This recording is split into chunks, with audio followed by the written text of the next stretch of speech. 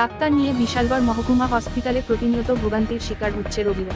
কি বলছে শুনুন হাসপাতালে আসা রোগীর পরিবারের লোকজন। এই তো সকালে আইছি, সকাল 9টা বাজে আইছি।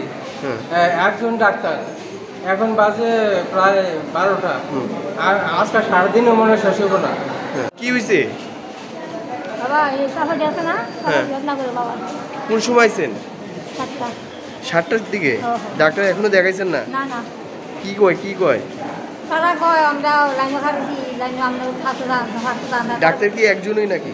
একজন ডাক্তার। একজন ডাক্তার না? হ্যাঁ এই কারণে দেরি হইতেছে। হ্যাঁ কি কারণে দেরি হইতেছে কইছে? কয় একজন ডাক্তার মানুষ বেশি বেরিয়েছে। কোন হসপিটাল এটা? বিশালগড় হসপিটাল। কি হয়েছে? অ্যাকচুয়ালি ওখানে আমি আমার ফ্যামিলি মানে আমার ঠাম্মা, আমার ওয়াইফ, আমার বাচ্চা নিয়ে আইছি। ঠাম্মা একটু অসুস্থ আসতো, তো তার লেগা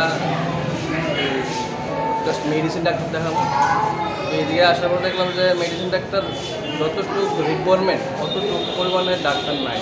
আর দ্বিতীয় কথা হচ্ছে যেটা মেন কথা, আমি তো অনেকদিন পড়াইছি, তো এদিকে কি আবার যোজনা সামথিং একটা আছে, এটার মধ্যে আধার কার্ড লাগে বা কোনো একটা স্মার্টফোন লাগে। স্মার্টফোন তো ধরুন আমার কাছে স্মার্টফোন আছে, এখানে অনেক রুগী আছে যাদের কাছে স্মার্টফোন নাই।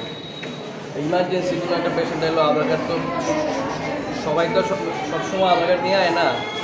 আর একটা হচ্ছে হলো স্মার্টফোন সবার কাছে নাই। তো গরিবরা যারা আছে মনে করেন যদি অনেক সময় ইমার্জেন্সিতে আধার কার্ড না আনলো, তারা ডাক্তারের ওই জিনিসটা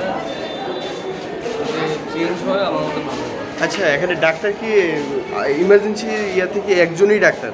এদিকে তো মানে একজন মনে আছে, আরও থাকার দরকার, তাহলে জনগণ সেবাটা ভালো হয়।